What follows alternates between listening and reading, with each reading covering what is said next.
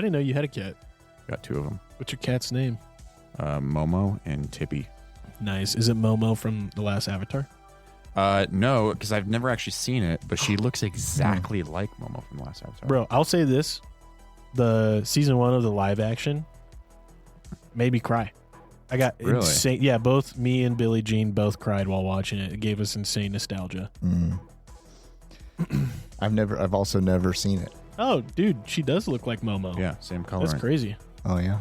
Honestly, that is probably like the best show to watch with your kids too, Pat. Oh, yeah. Like, because it is so gradual in the introduction of the more like growing up themes. So like, you know, dealing with death and a loved one passing on and first love, stuff like that. But that all like is introduced over the course of like each season just gets a little bit older, and you could really take your time with your kids and just let them watch like, you know, really like one season a year and grow up together. But I think it's a great show for like families to watch together. And I personally believe that just because I see Billie Jean's family and they all watch to get together. Like, you know, families would watch Survivor and it really brought that whole family very close in like a way where like Survivor. Well, you know, a lot of families grew up watching Survivor together. You know what I mean? But and so now like they've all had all their pets named after characters from Avatar, and like Christmas gifts that were, you know, based around the show and stuff. What's the big flying? Appa. Yeah, what is it? It's a flying what? It's like a bison platypus. Yeah, it's a bison, flying bison. Yeah. Appa. Appa, yeah. That's a good name.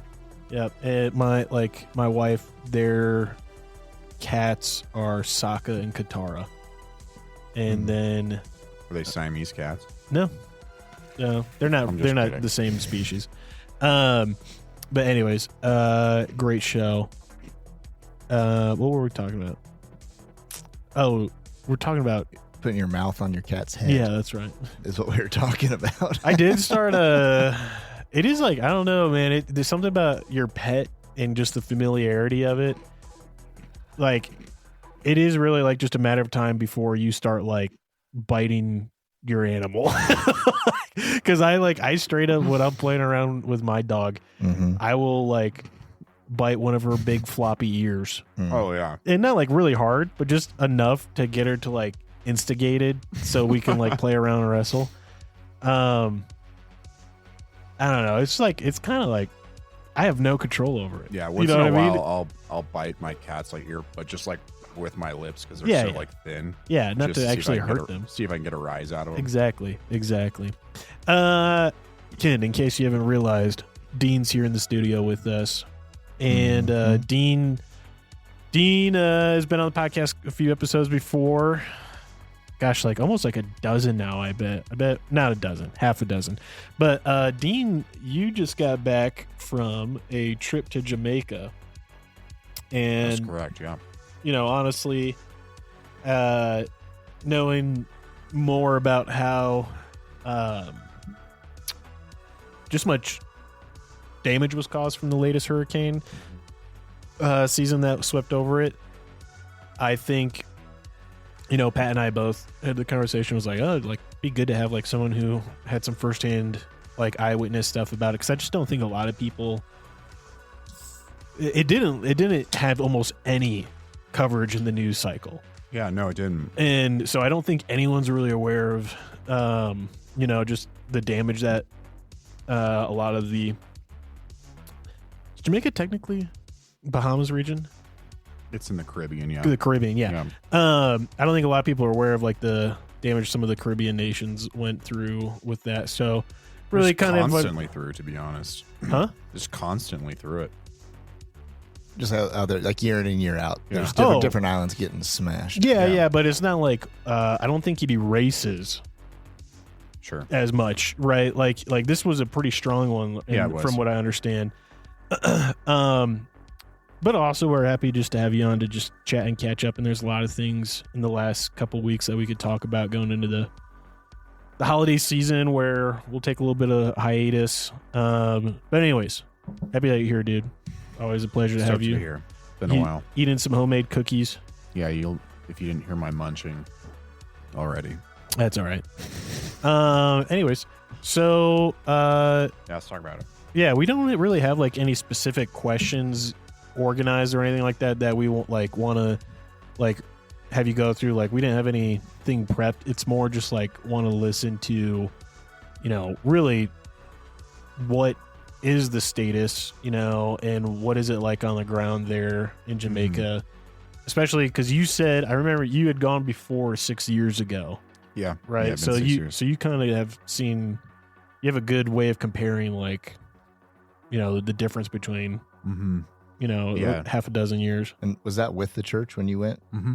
Okay, so you went on like was that one of like the first ones or? Yeah, I think it was the second one. Okay. And then I've been 2 other times as well, apart from the church. Okay. So I've been quite a few times. The 2 things that I think were the most surprising, one of which was more surprising than the other one, but just when really strong hurricanes come through, you tend to think more of like the structural building damage, but really what ends up being really devastating for, in this case, a lot of the mountain communities, because the hurricane did most of the damage up in the hills, and is really just how the vegetation just gets pretty much ripped out of the ground. And so it's like after you see a forest fire where the trees are just like naked, it's almost the same thing, because the trees are kind of ripped in half. Like the banana trees, which are mostly water, are ripped out of the ground, or laying flat. So really the forest, which is typically pretty full and plush, just looks pretty naked. And that causes a ton of issues because it's ultimately a lot of the food, a lot of the fruit and the things that they're growing in the forest. So food ends up being pretty difficult for a lot of those mountain communities. And the other thing is that a lot of their roofs, if they can't afford a concrete roof, then they have tin roofs. So those, if you get like even the slightest bit of wind catching those, it'll rip the whole roof off basically. So a lot of the shelters up there are pretty mangled. If they don't get ripped off with the wind, the tree might fall on them. So none of them have power, and because they're trying to fix a lot of power in the city or some of the coastal areas. So those mountain communities really just don't have any power right now, and typically only a handful of places within those mountain communities will have a generator. Most of the houses don't. So yeah, it's pretty devastating. I think a lot of the people there went without food for a while, or pretty limited food. You can't just go and take some bananas from the trees or go to your typical mango tree, or because they're pretty dependent on like subsistence living in the area. Or... Yeah, especially a lot of foraging. Yeah, there's banana trees everywhere. Right? Yeah, the thing I think I'm trying to grasp here is like there's orchards everywhere around here right now. Like where we live in Colorado, there's orchards everywhere. But you can't just walk up to them and grab whatever you want, right? Like that's someone's property, someone's livelihood, and someone's food that they're growing to either sell or sustain themselves. And so it sounds like, though, in Jamaica, like it's not someone's property and someone's tree. It's that like it's a combo of both. Like some people have their properties, and you're kind of living on a little bit of it's not so much a farm, but you'll plant these trees in your backyard that you're using for food, and they've like all sorts of fruit basically at the end of the day, and then coconut as well. But the rest of the forest as well has its vegetation, maybe not as specific as the things that you've planted in your yard, but everything's mangled, right? Like, and no one owns this other stuff in the forest. Like it's like just, I don't know for sure. Sure. But there's forest. You're up in the mountains, so it's forest everywhere. It's like if you were to go to a cabin or something here, where majority of the forest around you is like pretty unoccupied. Like you have these communities and there's like some roads and stuff going through it. But a lot of the forest around is going to be pretty open. Smoke break. Smoke break. Hey, Ken, it's Mick, and I've got something important to talk about. We all hope we never find ourselves in a self-defense situation, but life's unpredictable. Enter the National Self-Protection Plan from Attorneys on Retainer, an actual credible law firm you can put on retainer for your self-defense needs. For just $35 a month, you get national coverage in all 50 states for criminal and civil legal representation in self-defense situations, complete with a 24/7, 365 toll-free emergency line. That's real legal support when you need it most. What's in the package? Bail bonds, scene cleanup, firearm replacement, even mental health counseling. Plus, 0 fees for a laundry list of defense-related costs like expert witnesses. So support the show and get yourself some peace of mind. Click the link in our show notes or visit our sponsors page to sign up for the National Self-Protection Plan from Attorneys on Retainer. Hey folks, Pat here. If you're like Mick and I, you're a fan of classic tales like Lonesome Dove, Blood Meridian, The Three-Body Problem, and Steinbeck's East of Eden. With Audible, you can dive into these epic stories anytime, anywhere. Sign up for a free month, and your first audiobook is on the house. To start your free trial and support our show, click the link in the show notes or swing by the sponsors page on our website. Want an awesome website for your podcast? Check out Podpage. We use it for the Mick and Pat show, and it's a game changer. Set it up in minutes, no coding needed. Support the show by using our link to get started. Your podcast deserves a home as great as ours. Podpage, the one-stop solution.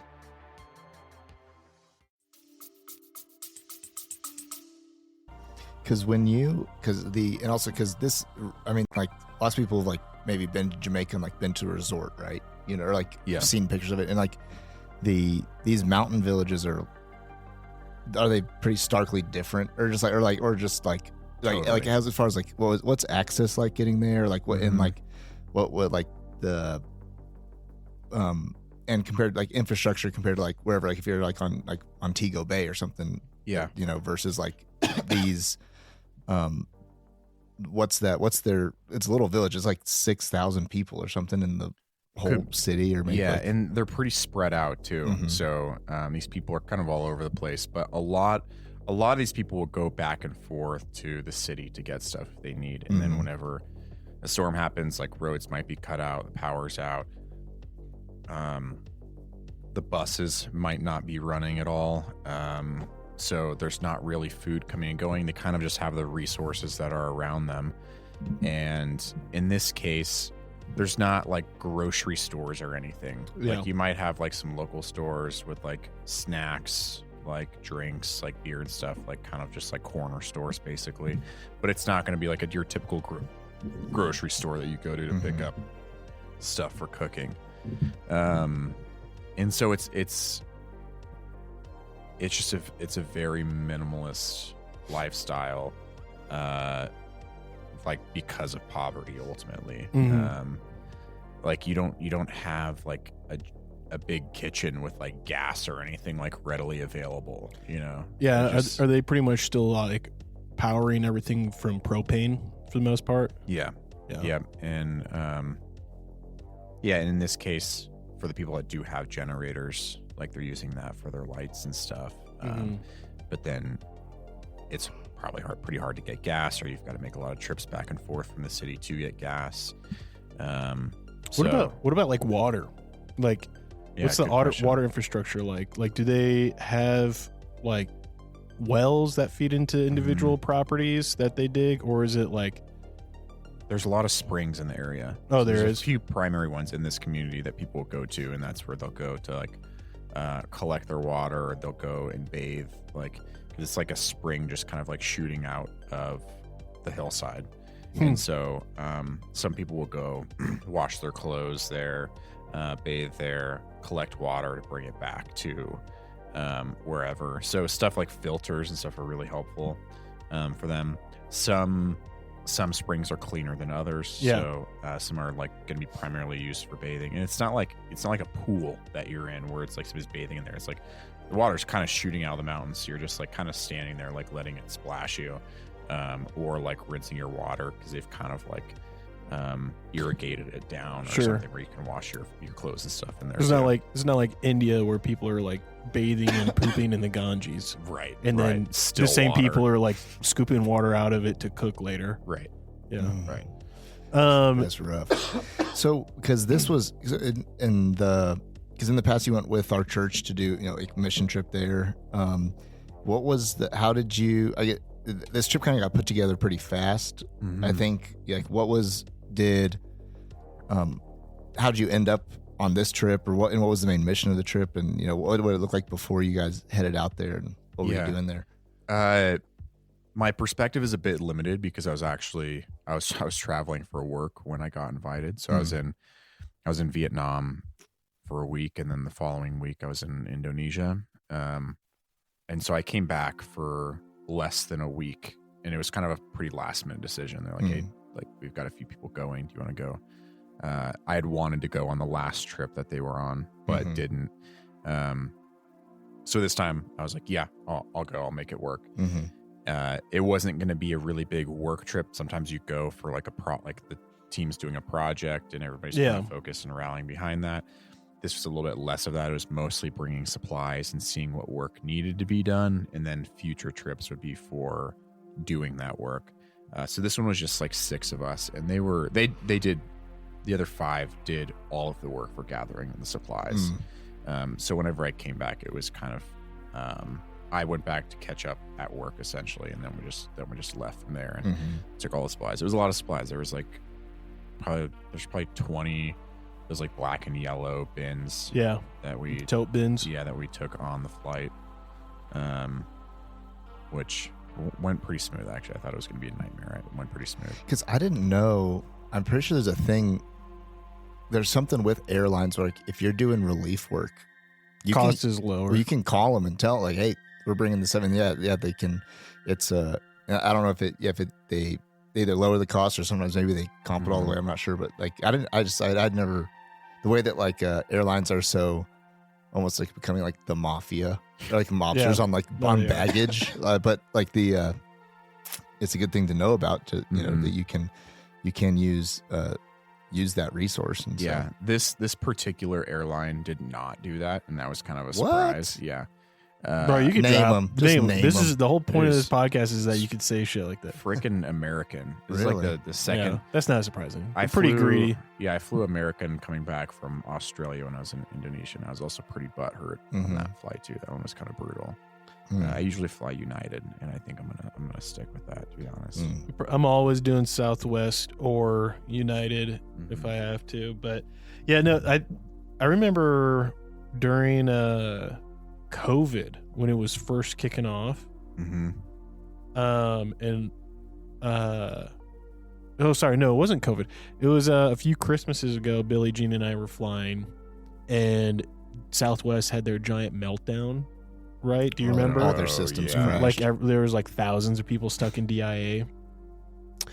While that was happening, dude, we were watching real time American Airlines increase coach tickets up to like $4,000.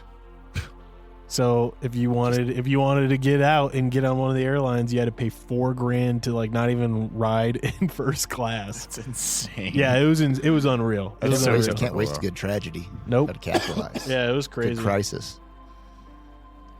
You know what we should have done? We should have started bargaining with them during COVID whenever their prices were playing. Be like, I'll give you $58 for this ticket. Yeah, yeah, exactly. So then how many days were you guys there? Just 5. Just 5 days. Yeah, it was a quick one. Sunday through Thursday. And go ahead. Sorry. I say what primarily were like the supplies you guys would bring in, or Yeah, a lot of tools, a lot of food. So dry foods like rice, flour, sugar, tuna, like canned tuna, beef sticks. Man, I eat beef sticks and canned tuna for a few meals while I was there. It's actually pretty great. Yeah, a lot of dry foods, and then tools and supplies, primarily, because we'll end up using, when we were there, the work that we were doing, which was pretty minimal compared to work on future and past trips, was mostly clearing. so clearing out trees, vegetation and stuff, so they could replant at the church, because they supply a lot of food too. So there was just debris like all over like a little bit of property that they had. So we were just trying to clean it up so that they could replant some banana trees and stuff. The pastor there, you can tell he's definitely a farmer at heart. He loves it. Oh, I was gonna say, I was wondering, what was the level of lawlessness or community insecurity compared to when you've been before, because I remember for some reason, the picture they decided to show before, you guys all went was the picture, and they were trying to raise money and supplies. It was a picture of the pastor down in Jamaica would just walk around with a machete looking mean. Looking mean, dude. And they made it kind of like, I don't think that our church meant to make it sound like, and it's dangerous. Like they need help. Right. But it kind of looked like it was like he's roaming with a machete to fight bandits off, And I don't mean to make a joke, right? But I was wondering, like, what is the community like pretty much like self-policing really well, or like were you down there and you're like, yeah, it was actually like a lot less safe than previous times we were down there? It felt pretty tame, but then Nice, again, okay. like right after the hurricane had happened, Right. So it was what day when? It's because it's been a month. Yeah, it's been about a month. So kind of that initial like couple days could have been pretty wild. Yeah. I have no idea. Things were pretty tame when I was there, and you can tell that like a lot of the kids and stuff, like they're not like outwardly very hungry, but they'll ask you for snacks a lot.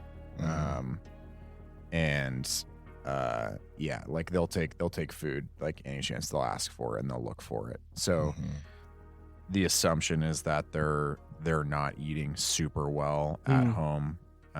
Nobody said that, but is that different than the past when you've been there?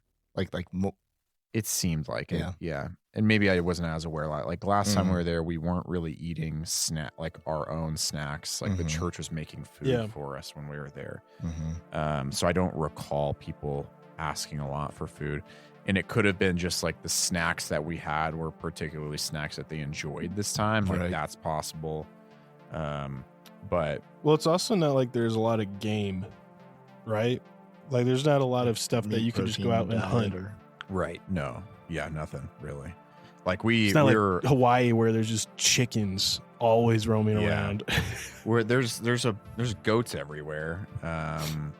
But we were at this one lady's house and she had some animals. There was like a few dogs there. There was like 2 parrots, and there was a cage of rabbits, and some of the kids were really excited to show me these rabbits. So I like went over and looked at them, and these weren't like giant rabbits that you just like see out in front of your house. Like these were the giant bunnies. Like they looked like they were pets. Yeah. And they were freaking huge. Those are food rabbits. Good meat rabbit. Well, I asked him, I was like, rabbits, in my eyes, I'm like, it looks like a pet rabbit, because they're pretty cute, of course. And I was like, what are you doing with these rabbits? And one other kid just shouts out from the weeds. He's like, food. And I was just like, damn. Yeah, checks out. Dude, we have a friend at church that used to have, he ate them in college. He had his own way. Yeah, he had a bunch of rabbits in his garage and ate them in college. Dude, people get on the meat rabbit. Have you there's this guy on YouTube who's been making meat rabbits pretty popular. Yeah. 'Cause he shows like the speed at which they reproduce, the speed at which they grow, and then how little work you have to do. You got to do for them, and like Really? the meat yield percentages compared to like chicken and stuff is Crazy high. like Wow. hundreds of percent. Like I want to say like more, and so Disease is way less. Dude, that was for when I graduated college. That buddy, he barbecued some rabbits for us. You know, I don't think my How'd they choice of taste? graduation food would just be a couple of rabbits. It was so good. It was like Really? a very, very tender, sweet barbecue meat. It was great. I could not tell it was. What kind of sauce? Barbecue sauce? Just I mean, you didn't need sauce. It was just like basted until it was falling off the bone.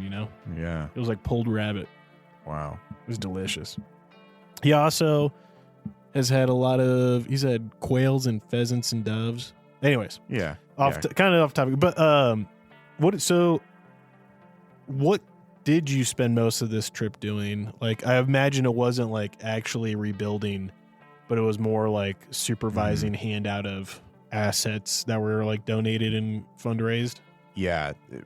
So one of the important things is like not creating dependency for anything. So Sure. you have to give the supplies to the church or somebody local that then can kind of distribute them and pass them out. Yeah. Like you don't want people thinking that you're coming.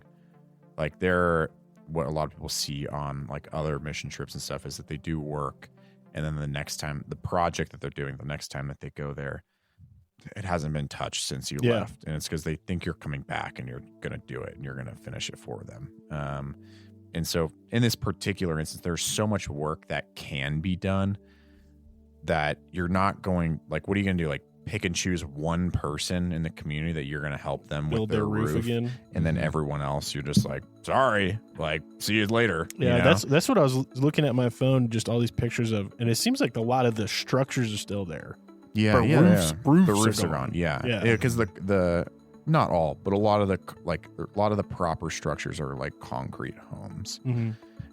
With like pretty good foundations. But so yeah, we're sorting supplies, giving that to the church. They're going to kind of pass that out and give that to the families. And then the other thing was just like, okay, how do we support the church there? Because they're doing a lot of work for the community. For example, when parents aren't working and they can't, it seemed like it was like they have to pay for school of some sort, but the kids weren't going to school. Therefore, the kids aren't eating any meals because they're not going to school. They're not being fed at school. Yeah. So then the church is like, well, then you need to bring the kids to the church and then we'll feed them and we'll teach them basically. So there's a lot of kids at the church for school, like for daycare sort of stuff. Yeah. And so the church kind of plays that role there. So we were kind of working to clear the church's property so that they can get things planted and kind of like get some food going and kind of redistribute. And I will say that for being a month since the hurricane, plants in the jungle grow rapidly fast. So fast. Yeah. Yeah. Like you've already got like a 1.5 2 feet like stalk on some of these banana trees or like these coconut trees that are still there. Like things are growing really fast. Yeah. It'll probably be a year before, 8 months, maybe a year before they're having any fruit essentially, but that's still 8 months to a year that like people are looking for other ways for food. Yeah, no, it's a long time to be going hungry and having to like rely on generosity for food. Yeah. That's pretty crazy. I mean, I guess it is very hard for me to like picture just because I don't really think we have an equivalency. You know, I think there's a couple towns in like the very remote parts of like the Rocky Mountains and stuff that you could, you know, say like, yeah, during a blizzard, they don't have a grocery store and it's a town of several hundred people or something in there. They got to friggin' stick it out. But the one thing that like all of North America has, no matter where you go, is game.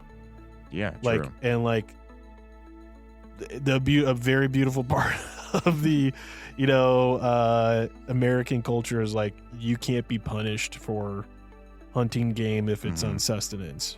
Sure. You know, like if it's like if someone's like, bro, you just killed this moose without a tag, and you're like, it was the only thing around, and my family was starving. It was like, okay, well, you kind of get let off, right? And I'm pretty sure that's universally across the continental 48, at least. You can still get in trouble for it. Definitely, the way that it's policed can be like discretionary. Yeah, it's discretionary. Yeah. Whereas, like, you know, there's like, you know, game wardens and stuff who like they know that guy poached that deer out of season. Also, they know that like that family has no food. Like, you know, so there are like technically it's still just as illegal. You can get in just as much trouble, but there's discretionary pieces in there, you know. Yeah. I just remember hearing the stories from Alaska State Troopers about crazy poor like families that have never had a bank account, and they live somewhere with no power or running water. Right, they're living off of like it's a cabin. Yeah, and they go get their fresh water from the river. Yeah. Or they break the ice in the lake to get it. You know what I mean? Or they like are melting snow for it. And like they're just like, yeah, I'm just gonna like whatever they hunt and eat, they can hunt and eat. Like they're never gonna kill something if they can't eat it. Yeah. Before it spoils. And you know there's what I mean? pretty decent population of animals in Alaska. More to be hunted. what is it? I think there's more moose in Alaska than there are humans. Yeah. Which is crazy because It's like there's not super that wild. many moose anywhere else down here. Right. But they're everywhere up there. And there is. I saw more moose than I saw people when I was in Alaska. That's yeah. crazy. They estimate around upwards of 200,000 moose in Alaska. Meese. Moosin. Moosin, yeah. Dude. Moxon. What a classic video. Classic. Flock of moosin. Yeah. So it's very hard for me to conceptually like gather like, okay, how do you even have a community in an area so remote if like it could cyclically be at the whim of like, you know, the region and weather to like lose your ability to sustain itself. So it definitely like I'm not, and this is not me like saying like they should move or anything like that. It's more just like I am trying to imagine like how that culture has done this in the past and how they've done it for the last several hundred years. You know what I mean? And this hurricane was much stronger than a lot of things in recent memory, right? Yeah. But it's a combination of a lot of things. Like it's not like this community is so remote that like they have no access to people or anything, but like roads get washed out. You can't like the buses aren't making their way up there. Yeah. It's like a 45-minute to an hour and a half drive. Yeah. So it's not like you're walking it or anything. They don't have jobs. So some people don't have jobs. They don't have cars. So they're not like commuting down there or anything. So it's a lot of factors that compile. Is there any industry there outside of tourism? Like is a big, like, are there mines there at all? Like that, like are ran by the state or anything that a lot of people work at? You know, I don't know, but the Chinese are, their presence is pretty big there right now. No way. Yeah. Really? I did not know that. I knew the Chinese had a huge presence in a lot of African nations. Did not know they were in the Caribbean. Like pretty big for materials and resources, right? So, yeah. But in the Caribbean and in South America, they're almost just doing it. Actually, there's a lot of resources in South America. The Caribbean, I don't understand. But they're like building hotels and bridges and like roads, like, and it's like known, like people know that it's happening. Yeah. They're like, yeah, the Chinese are here, and they'll like point at like this overpass that's being built, and it's like the most impressive overpass or roadway that they've ever seen, and they're like, yeah, the Chinese are doing that, and it's like why are the Chinese doing that? Bro, because if you're in debt to them, they can just take your whole country over. I mean, it's a hostile acquisition. Sure. That's what they are doing in Djibouti. I had a few buddies who've been deployed to. Well, they were deployed to Djibouti. No, it is funny. It's a hostile acquisition of Djibouti, but it's because that nation has no concept of like. This is going to sound rough, but I don't really care. I'm really beyond people getting their feelings hurt over like just the way the world works and economic policy. But many of these third world nations have a hard time with their leadership planning out long term and having any long-term vision. So when the Chinese are saying like, hey, we'll build this for this much money, and you'll owe us this much as a, in a result of it. They're like taking the entire possible GDP that the government of some of these nations could like dream of in a decade. Yeah. And they're taking it in like a single project, a single infrastructure project, like a road or a electrical grid or plumbing infrastructure, like clean water, right? And so then they have these countries by the flipping ball sack for decades in decades. It's like, oh, you're not going to pay?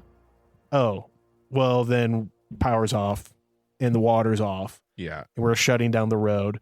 And then like they're agreeing to like essentially like the Chinese government owns those assets and stuff, and they're purchasing up essentially territory nations. Yeah, people don't really very wise of the Chinese, not very wise of everyone who's just like selling off. Oh yeah, today I'll do that. Well, because they're not even selling it.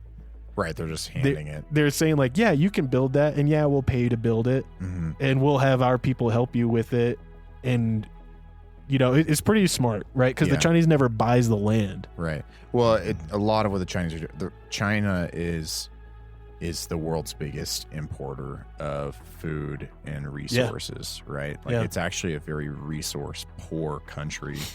And so for places like South America and Africa and Russia as well, but like you can't really take advantage of Russia in the ways that people historically have in Africa and South America. So the presence of Russia and China in Africa secretly that people don't really see or realize, like there are like the amount of missions that the military is currently doing in Africa in this like secret fight for resources and they said that was in territories in Africa. They shot at the wild. Chinese. My buddies who were deployed. They had fired warning shots at the Chinese regularly. Yeah, because of how close the Chinese would get with their land vehicles.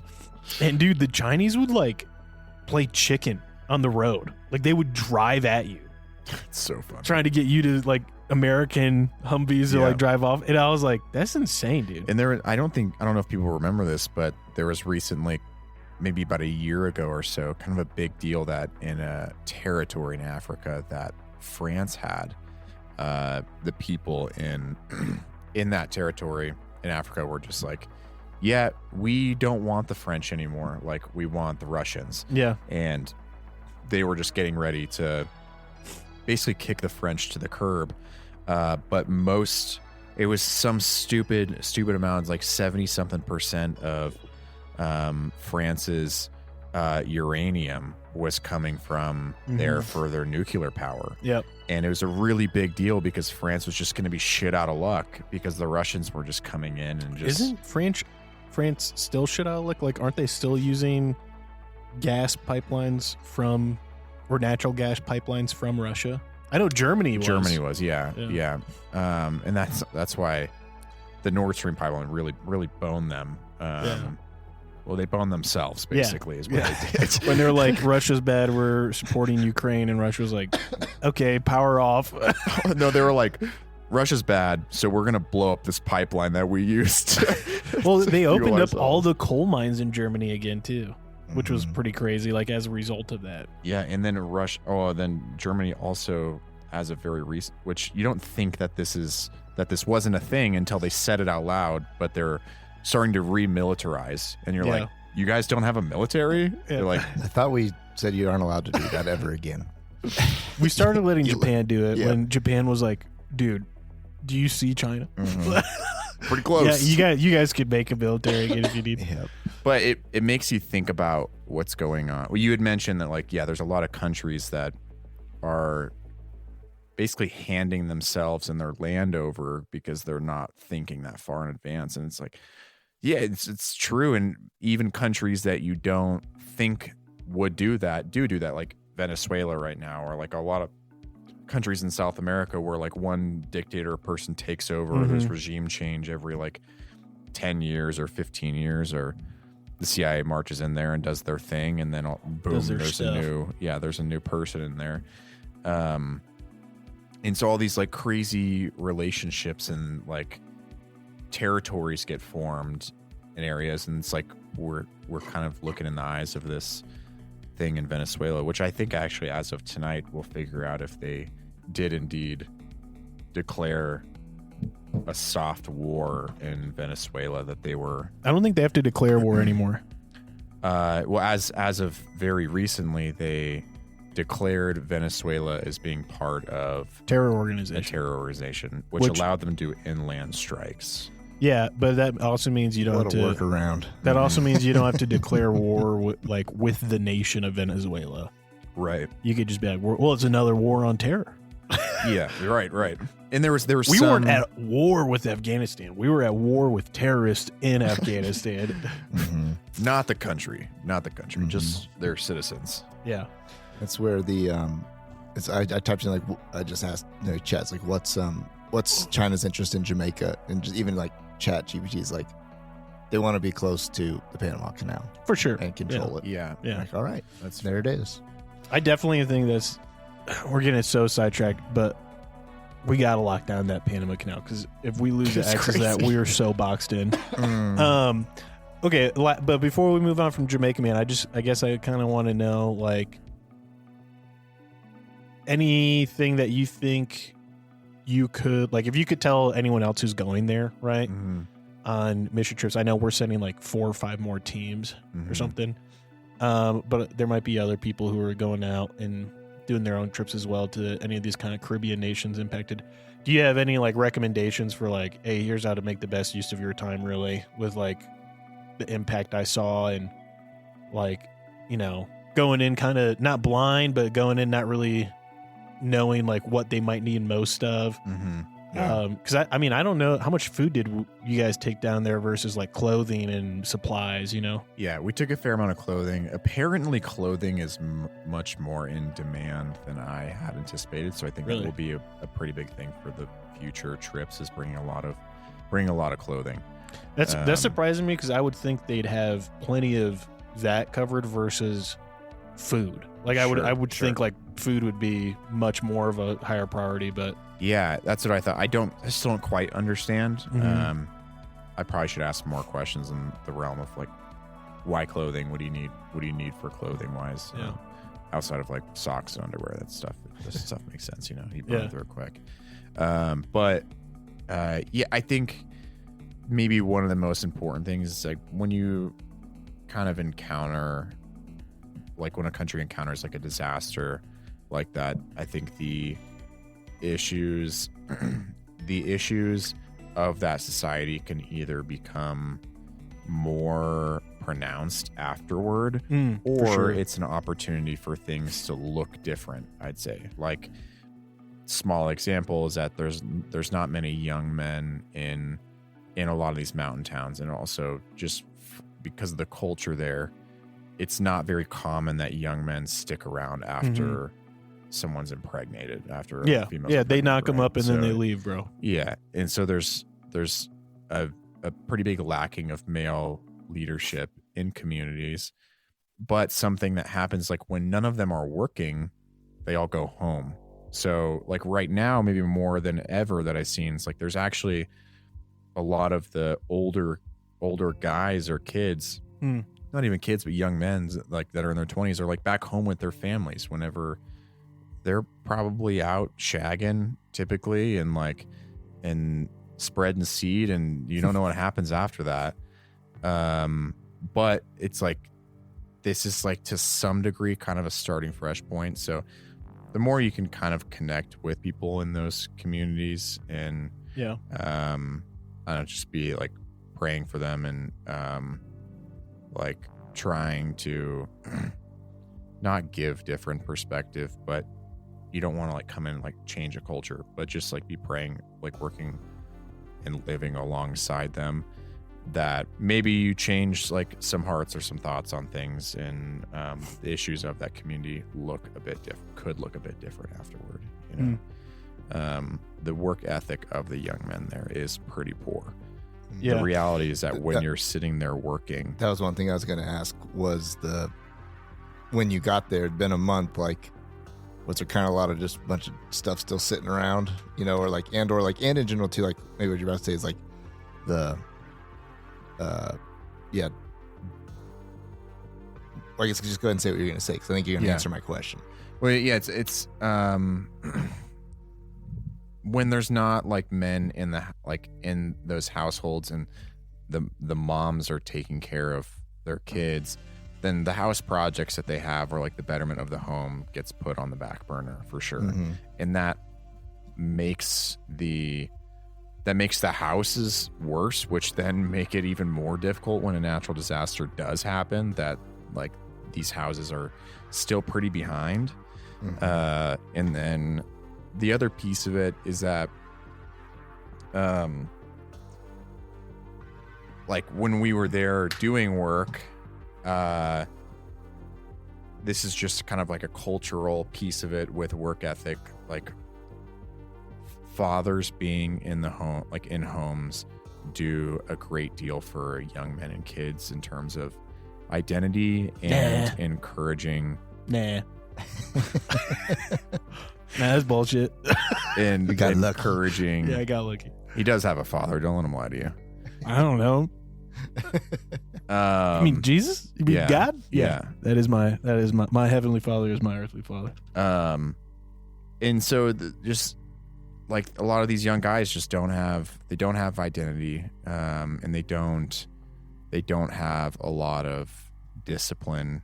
And when there's no sense of identity, there's no sense of basically like pulling your weight in the community.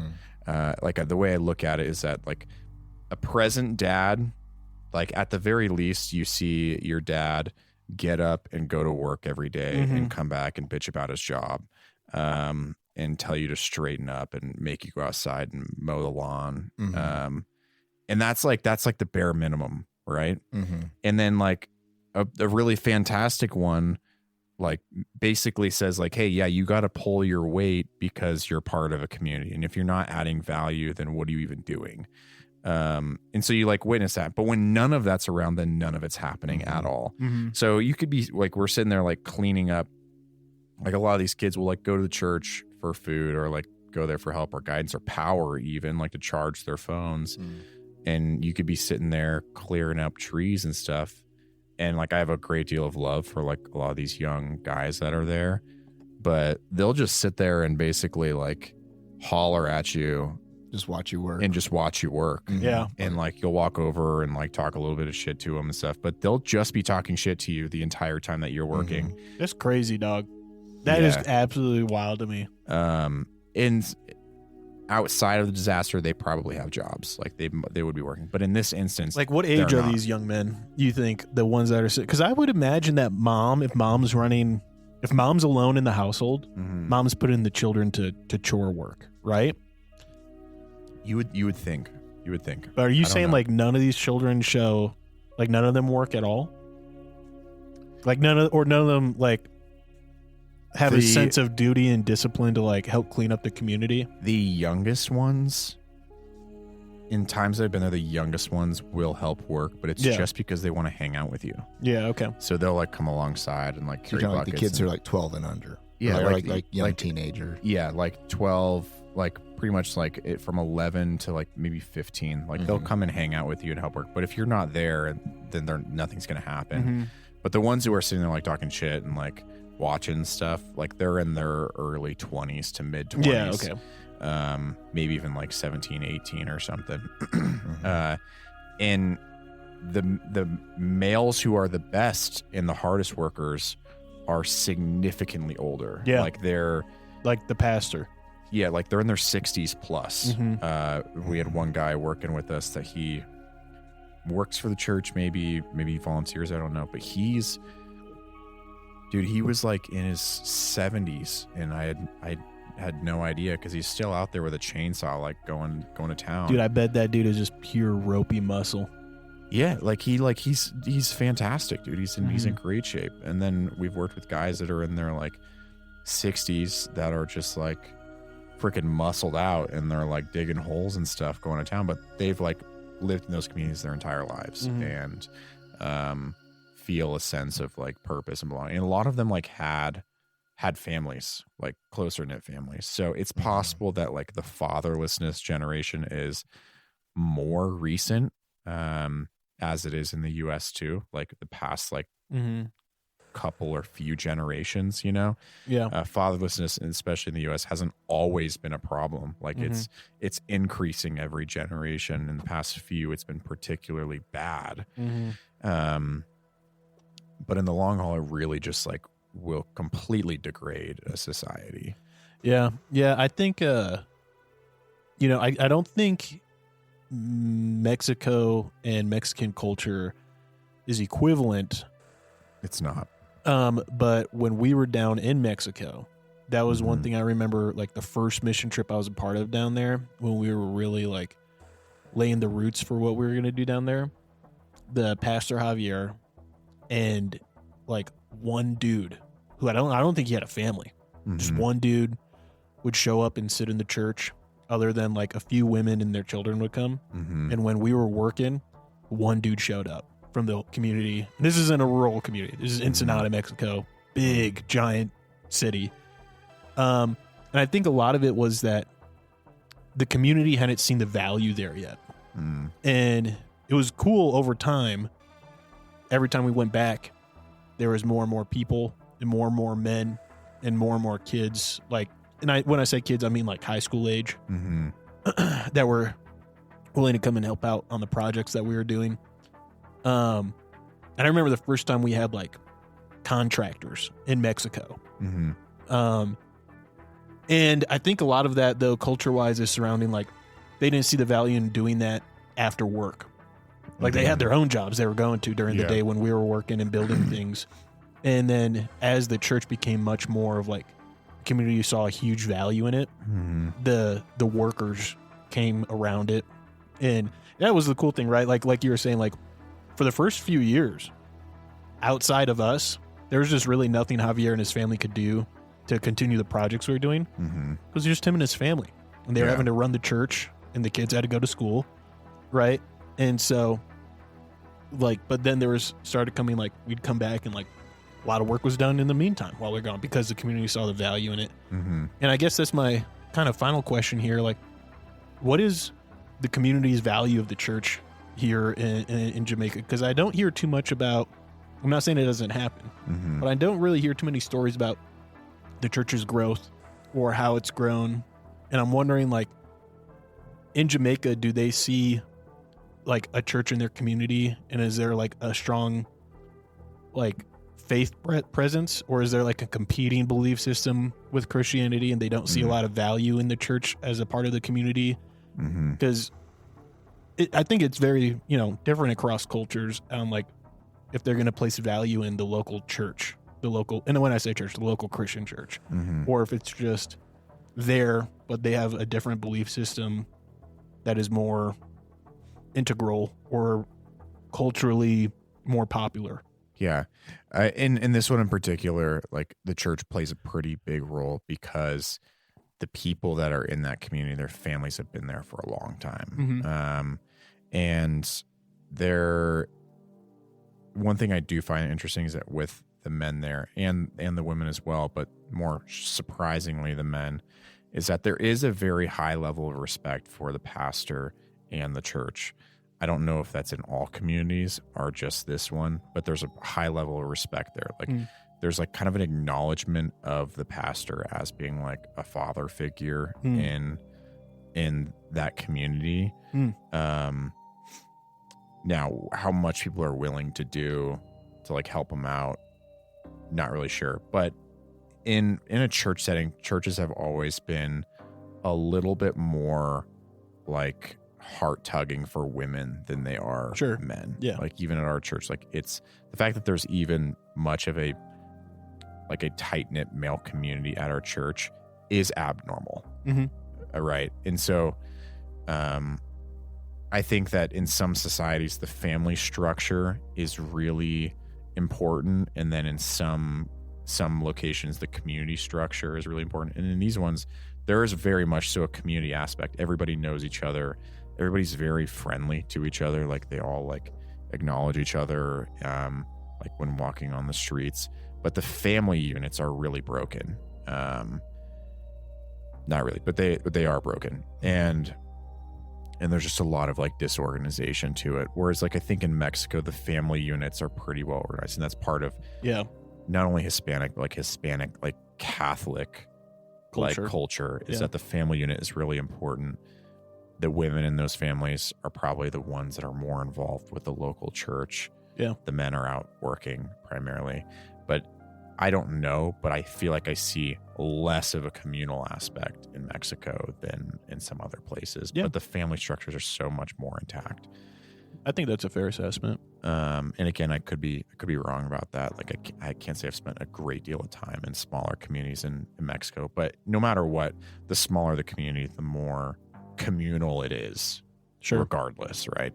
That's why cities are just so like desensitizing, basically. The reason I just asked that is because you'd think if the community is a Christian community invested in the church, you'd think then that would trickle down into the men having like understanding like the Christian value of, the fatherhood and like the role of a man in the household and the expectations. And so that's why I've always kind of scratched my head at like, because I always hear like when people come back from these trips is how like the men are not involved. Like the men are leaving that community. And I just always kind of was like, that seems very opposite to me of if the men believe in the church and are Christian men, you'd think they'd stick around with and like look after their kids. Well, I mean, you have to consider too that similar to Hispanic communities and American communities, like the women are usually the ones that are more involved in the church. And there can be a church there, but if Christ is not the center point in a family unit, it is not going to override culture in a country. Like that culture will dominate and take first priority. And so if the same thing has been happening for generations in men, which is like we see in a lot of communities here in the US as well, where men have a particular view of like work and families and like women, and there's not really much of a value on like if you impregnate somebody, you stick around sort of thing, and so it's like the only thing that can change that dynamic is either a generational difference, which is a man being in the household and changing that point of view, which overrides that culture, or Christ doing that as well, right? Like there are a lot of families, like the pastor himself seemingly, don't know 100%, but seems like he grew up probably in an intact family, and then he himself did the same thing. And then some of the men that are there too that do that, like do stick around, do have intact families and are married and with kids and stuff. So there are men a part of the church that have like begun to change culturally and like change the culture.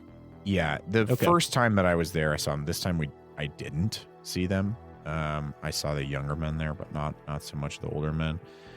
Which it is a post-disaster scenario, so they might be working at a lot of other stuff too. So yeah, it really takes either Christ or an intact family for the next generation of kids or men to see it differently than their fathers did. And so that's why it's like generations of people separate from Christ, they don't get better. They get progressively worse. And we see that here too. And they just go in different directions. But the culture is just so strong outside of the presence of Christ in families and communities that like it takes a lot to override what people are doing consistently. And that unfortunately like is one of like fatherlessness like is a generational problem. And it gets worse. Well, I kind of want to keep this episode just focused on this. So I think that's, a pretty good summary of the trip and all that. I guess if there's anything else, Dean, that you kind of want to have as like final thoughts or anything like that, give you the floor for anything else you want to say. No pressure. Yeah, no, I think the only thing I've got is that I do believe that like God is trying to like raise up a generation of men that have been largely absent for a few generations now. And I don't really know entirely what that looks like, but men kind of like swung in this like really like kind of like post World War II, like hardened like classic man sort of thing to like the the generation of dads and parents that were like really damaged, like by like either like kind of tyrannical almost, and then now you've got this like kind of fresh generation of men and women as well that have a really open view of Christ and the church. And those ones God is like using very heavily right now. Like they're really, in my opinion, kind of like they have these untainted views of Christ. Like the pendulum swinging in the other direction. Yeah, the now. pendulum is swinging big time. That's encouraging. Yeah, and it's all over the world. That's happening. Mhm. I would say, like, you see it here in the States as well. It seemed like you kind of hear this a little bit here and there, but that like the church in the U.S. is shrinking in size, right? And that might be church attendance, but that's not. I don't believe that that's an accurate representation of what it actually looks like here in the States. Like the biggest underground churches in the world are in Iran and China, which are like two of the places where they're not allowed to be, right? Yeah. And those populations in those countries of Christians are probably bigger than they are in the U.S., but the U.S. is largely delayed in its movements because we kind of have a crappy canvas to be working with. So God is doing big things in the U.S. The church is not dying in the U.S. It's just taking time to do it. And in a lot of the surrounding areas, like God is doing a lot of things in the younger generation of men, including in Jamaica as well.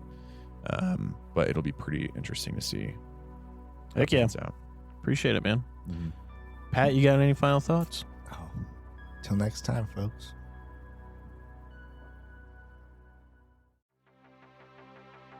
Thanks for tuning in. If you love this episode, drop us a review. If you have qualms or comments, leave us a voicemail on our website. While you're there, check out our latest news, merch, and deals from our sponsors. Till next time, Ken.